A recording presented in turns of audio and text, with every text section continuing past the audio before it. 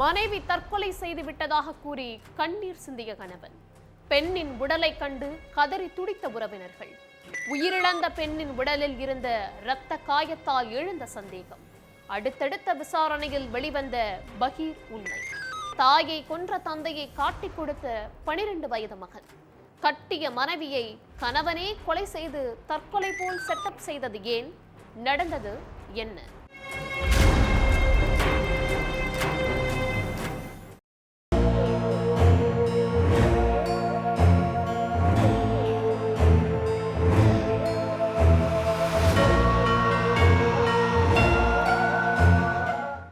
Night சாப்பிட்டு தூங்கின மனைவி காலையில எழுந்திருக்கவே இல்லை.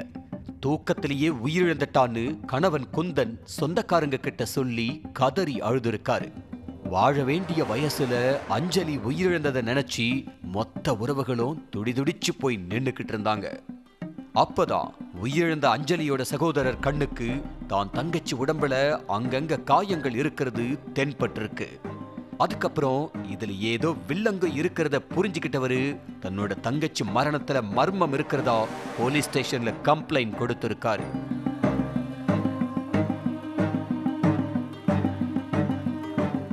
சடலத்தை புதைக்கவோ எரிக்கிறதுக்கோ முன்னாடி போஸ்ட்மார்ட்டத்துக்கு அனுப்பணுங்கிறதுக்காக போலீஸ் வேக வேகமா சம்பவ இடத்துக்கு போனாங்க. உண்மையிலேயே உங்க மனைவிக்கு என்ன ஆச்சுன்னு கேட்டு போலீஸ் கணவன் குந்தன் கிட்ட விசாரிச்சுக்கிட்டு இருந்தாங்க.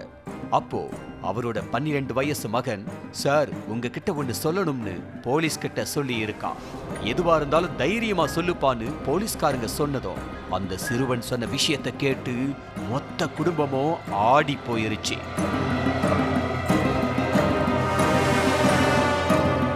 பீகார் மாநிலம் வைஷாலி பகுதியை சேர்ந்தவர் குந்தன். அங்க உள்ள பிரைவேட் கம்பெனியில வேலை பார்த்துக்கிட்டு இருந்த இவருக்கோ அஞ்சலிக்கோ 15 வருஷத்துக்கு முன்னாடி கல்யாணம் நடந்திருக்கு. இந்த தம்பதிக்கு 12 வயசுல ஒரு மகன் இருக்கான். மது பழக்கத்துக்கு அடிமையான குந்தன் சமீப காலமா தினமும் மது போதையில வீட்டுக்கு வந்து மனைவி கூட சண்டை போட்டிருக்காரு. அது மட்டும் இல்ல, ஒழுங்கா வேலைக்கு போகாம மனைவி கிட்ட மது குடிக்க பணம் கேட்டு தகராறு பண்ணதாவும் சொல்லப்படுது.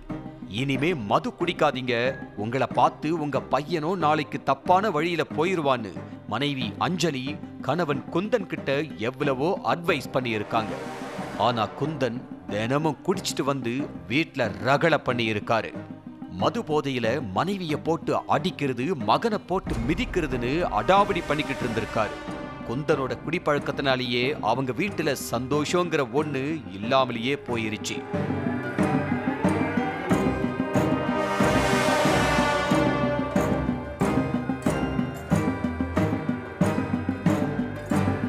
குந்தன் என்னதான் போதையில அடாவடித்தனம் பண்ணிக்கிட்டு இருந்தாலும் அஞ்சலி கணவரோட கொடுமைகளை சகிச்சுக்கிட்டு வாழ்க்கை நடத்திக்கிட்டு இருந்தாங்க.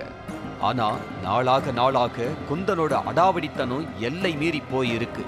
கடந்த சில நாட்களுக்கு முன்னாடி மது போதையில வீட்டுக்கு வந்து மனைவி அஞ்சலி கிட்ட தகராறு செஞ்சிருக்காரு. தினமும் இப்படி குடிச்சிட்டு வந்தா நம்ம வாழ்க்கை என்ன ஆகும், நம்மளை பத்தி யோசிக்கலனா கூட பரவாயில்ல, மகனை ஒரு நாளாச்சும் யோசிச்சு பாத்தீங்களான்னு குந்தன் கிட்ட கோவமா கேட்டிருக்காங்க அஞ்சலி. அப்போ என்கிட்டயே குரலை ஒசத்தி பேசுறியான்னு கேட்டு மனைவிய சரமாரியா அடிச்சது மட்டும் இல்லாம கொலை பண்ணிடுவேன்னு மிரட்டி இருக்கான். சம்பவத்தன்னைக்கு நைட்டு கணவன் மனைவி கிடையில மறுபடியும் வாக்குவாதம் அதிகமாகி இருக்கு. ஒரு கட்டத்துல கடும் ஆத்திரமடைஞ்ச குந்தன் மது போதையில என்ன பண்றோம் ஏது பண்றோம்னு தெரியாம அஞ்சலியோட கழுத்தை நெரிச்சி துடிக்க துடிக்க கொன்னுட்டாரு. இதெல்லாம் நடந்தது நைட்டு 11 மணிக்கு.